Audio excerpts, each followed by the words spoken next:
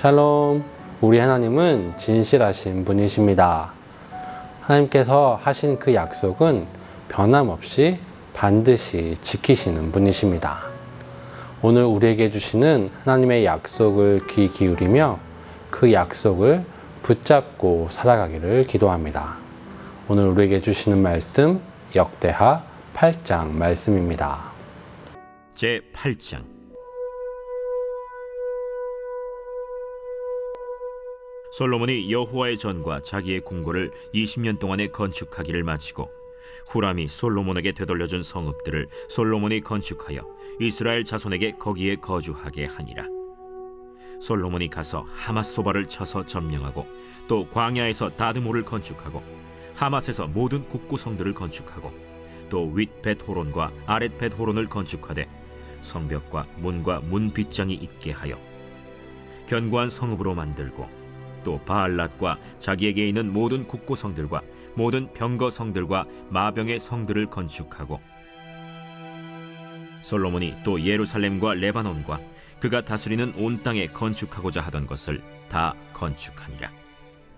이스라엘이 아닌 헷 족속과 아모리 족속과 브리스 족속과 히위 족속과 여부스 족속에 남아있는 모든 자 곧 이스라엘 자손이 다 멸하지 않았으므로 그 땅에 남아있는 그들의 자손들을 솔로몬이 역군으로 삼아 오늘에 이르렀으되 오직 이스라엘 자손은 솔로몬이 노예로 삼아 이 일을 시키지 아니하였으니 그들은 군사와 지휘관의 우두머리들과 그의 병거와 마병의 지휘관들이 됨이라. 솔로몬 왕의 공장을 감독하는 자들이 250명이라. 그들이 백성을 다스렸더라. 솔로몬이 바로의 딸을 데리고 다윗 성에서부터 그를 위하여 건축한 왕궁에 이르러 이르되 내 아내가 이스라엘 왕 다윗의 왕궁에 살지 못하리니 이는 여호와의 궤가 이른 곳은 다 거룩함이니라. 솔로몬이 낭실 앞에 쌓은 여호와의 제단 위에 여호와께 번제를 드리되 모세의 명령을 따라 매일의 일과대로 안식일과 초하루와 정한 절기 곧 1년의 세 절기 무교절과 칠칠절과 초막절에 드렸더라. 솔로몬이 또 그의 아버지 다윗의 규례를 따라 제사장들의 반열을 정하여 섬기게 하고 레위 사람들에게도 그 직분을 맡겨 매일의 일과대로 찬송하며 제사장들 앞에서 수종 들게 하며 또 문지기들에게 그 반열을 따라 각 문을 지키게 하였으니 이는 하나님의 사람 다윗이 전에 이렇게 명령하였습니다. 제사장들과 레위 사람들이 국고 일에든지 무슨 일에든지 왕이 명령한 바를 전혀 어기지 아니하였더라. 솔로몬이 여호와의 전의 기초를 쌓던 날부터 준공하기까지 모든 것을 완비하였으므로 여호와의 전 공사가 결점 없이 끝나니라. 그때 솔로몬이 에돔 땅의 바닷가 에시온게벨과 엘롯에 이르렀더니 후람이 그의 신복들에게 부탁하여 배와 바닷길을 아는 종들을 보내매 그들이 솔로몬의 종들과 함께 오빌에 이르러 거기서 금 450달란트를 얻어 솔로몬 왕에게로 가져왔더라.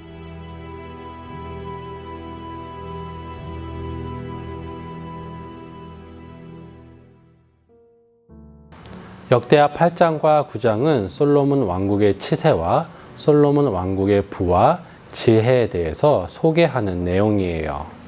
역대하 2장에서 시작된 성전 건축은 오늘 역대하 8장에서 끝이 나요.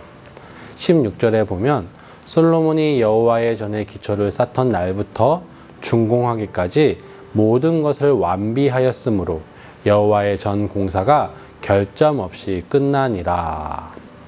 그런데 성전 건축은 이미 5장에서 끝이 났고 언약궤도 옮겨졌고 감사의 제사도 이미 드렸어요. 그런데 다시 8장에서 여호와의 전 공사가 결점 없이 끝났다라고 말씀하는 이유는 무엇일까요? 그것은 여호와의 전 공사의 핵심은 하나님의 약속에 있기 때문이에요. 하나님께서 다윗에게 성전 건축하는 것에 대해서 거절하시면서 이렇게 말씀하셨어요. 역대상 17장 12절 말씀이에요. 그는 나를 위하여 집을 건축할 것이요 나는 그의 왕위를 영원히 견고하게 하리라. 하나님께서는 솔로몬이 성전을 건축할 것이고 하나님께서는 그의 왕위를 영원히 견고하게 하시겠다고 약속하셨어요. 그래서 하나님께서는 솔로몬이 성전을 건축하는 것을 도와주셨고 더 나아가 그의 나라를 견고하게 만들어 가셨어요. 성전과 왕궁이 다 지어진 이후 8장은 솔로몬의 나라가 어떻게 견고하게 세워져 가는지를 보여주고 있는 것이에요. 먼저 솔로몬은 후람에게 돌려받은 성읍을 건축하여 이스라엘 자손으로 하여금 살게 하였어요. 역대하 8장 2절 말씀이에요. 후람이 솔로몬에게 되돌려준 성읍들은 솔로몬이 건축하여 이스라엘 자손에게 거기 거주하게 하니라. 여기서 후람은 열왕기에서 나오는 두로왕 히람을 말하는 거예요. 열왕기상 9장에 보면 솔로몬이 두로왕 히람에게 이스라엘 땅 몇 성읍을 주었어요. 하지만 그 땅은 좋은 땅이 아니었기 때문에 히람은 불평해요. 아마도 히람은 다시 그 성읍을 솔로몬에게 돌려준 것 같아요. 성읍을 돌려받은 솔로몬은 그 척박한 땅의 성을 잘 건축하여 사람들이 살 수 있도록 한 것이에요. 또 솔로몬은 무역로를 개척하여 국가 경제를 든든하게 하였어요. 3절과 4절 말씀이에요. 솔로몬이 가서 하맛소바를 쳐서 점령하고 또 광야에서 다뜨모를 건축하고 하맛에서 모든 국고성들을 건축하고. 이것은 평화의 왕인 솔로몬의 유일한 군사 활동에 대한 기록이에요. 하맛과 다드몰은 북쪽 국경 지방에 있는 도시들이죠. 이미 다윗 때에 하맛 어귀까지 점령하였어요. 하지만 솔로몬은 하맛을 완전히 점령한 것이에요. 왜냐하면 이곳은 메소포타미아와 이집트를 잇는 중요한 길목 위에 있었고, 다드몰 또한 메소포타미아로 가는 중요한 길목에 있는 도시였기 때문이에요. 솔로몬은 이 두 곳에 도시를 건설하고 창고로 사용하는 성을 만들었어요.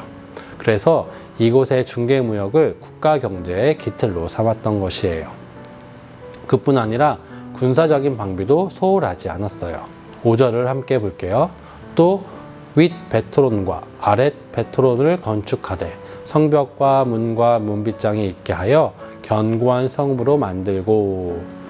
베토론은 예루살렘 북쪽에 있는 산에 있는 지명으로 베토론을 지나면 바로 예루살렘으로 이어져요.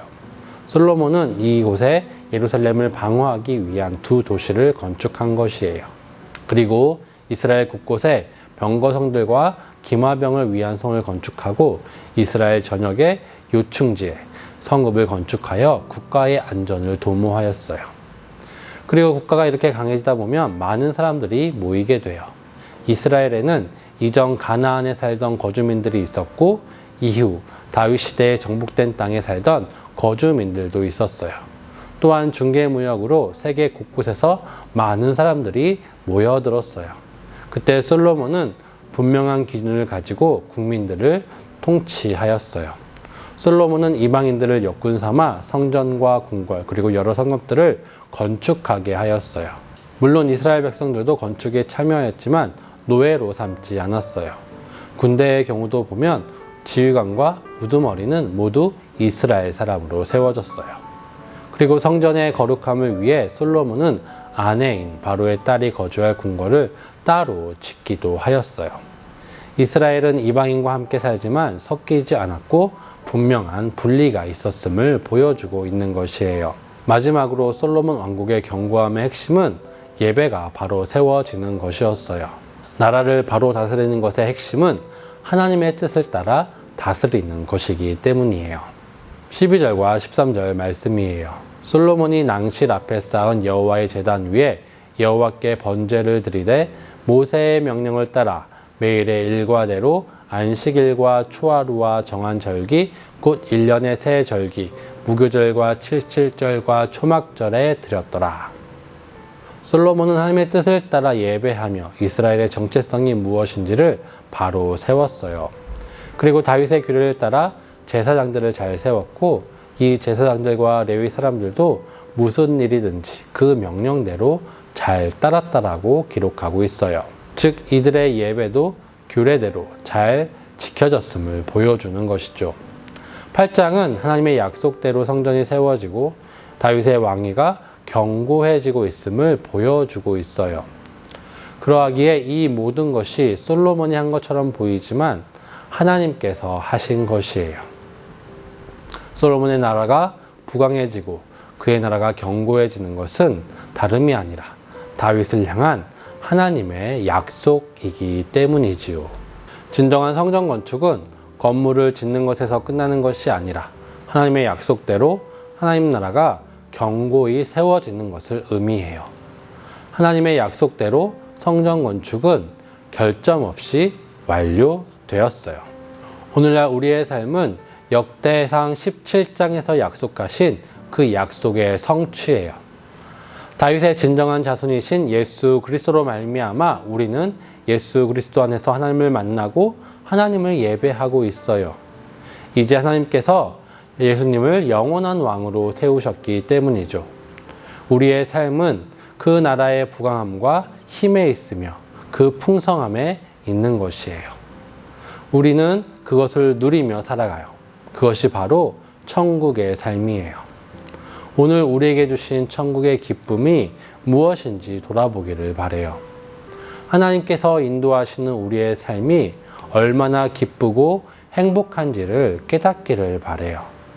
오늘 하나님의 인도하심 가운데 우리에게 주어진 하나님 나라를 잘 살아가시는 모든 성도 여러분 되기를 기도해요.